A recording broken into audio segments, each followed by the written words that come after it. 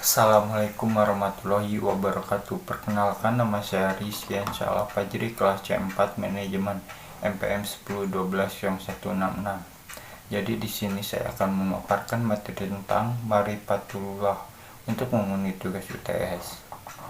Ada beberapa bagian, antara lain at-talikilah Marifatullah, atau bisa disebut dengan cara menuju Marifatullah melalui ayat-ayat Allah SWT. Yang pertama, ayat kauliyah yang tercantum surat At-Tin 1-5. Yang kedua, ayat kauniyah yang tercantum surat Al-Imran 190. Melalui metode Islam, yang pertama dengan naki dan akal, dan tidak ada seorang pun akan beriman kecuali dengan izin Allah, dan Allah menimpakan kemurkaan kepada yang tidak mempergunakan akalnya. Surat Al-Yunus ayat 100. Yang kedua, membenarkan yang tercantum surat Qaf ayat 37. Manawi min marifatullah, atau bisa disebut dengan penghalang-penghalang mengenal Allah. Ada dua hal yang menghalangi manusia dalam mengenal Allah.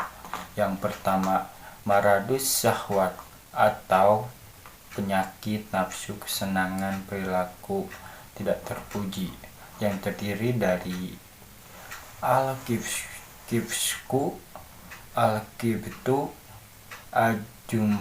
al-julmu, al-kijbu, katsaratul ma'asir.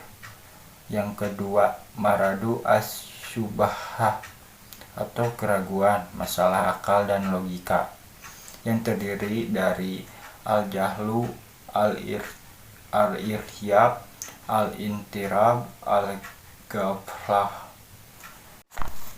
al-adilah, ala-wujudillah, atau bisa disebut dengan bukti keberadaan Allah Subhanahu wa Ta'ala. Seorang yang mengenal Allah dengan baik, pasti ia akan tahu tujuannya diciptakan di dunia ini, dan ia mampu setiap waktu yang dilakukan semata-mata hanya untuk beribadah kepada Allah.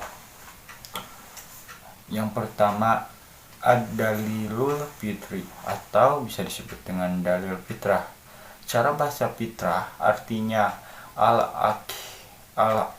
al-kiraqah, yaitu keadaan asal ketika seorang manusia diciptakan oleh Allah. Fitrah itu sifat ajan atau dasar yang masih murni, yang belum terpengaruhi oleh faktor eksternal sejak di alam roh, sebagaimana dalam Al-Quran surat Al-Araf ayat 172.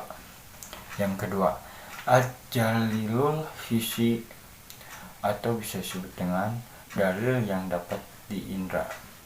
Di antaranya mukjizat para nabi dan rasul yang telah disaksikan oleh manusia. Yang pertama, perahu Nabi Nuh beserta peristiwa banjir besar yang terjadi pada masanya. Yang kedua, terselamatnya Nabi Ibrahim ketika api yang membakar dijadikan dingin.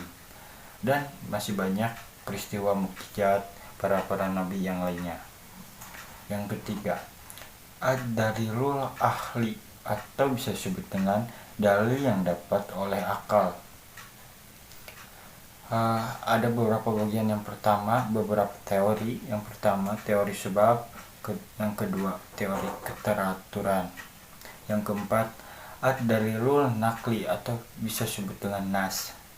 Ada dalil yang membuktikan akan keberadaan dengan merujuk petunjuk kita akan keberadaan Allah SWT. Yang kelima, ad-dalilul tarik, atau bisa disebut dengan dalil sejarah, yang tercantum dalam surat Al-Had ayat 120. Mungkin sekian yang bisa saya sampaikan. Mohon maaf bila ada kesalahan. Kesalahan hanya datang dari saya pribadi, dan kebenaran hanya datang dari Allah Subhanahu wa Ta'ala. Wassalamualaikum warahmatullahi wabarakatuh.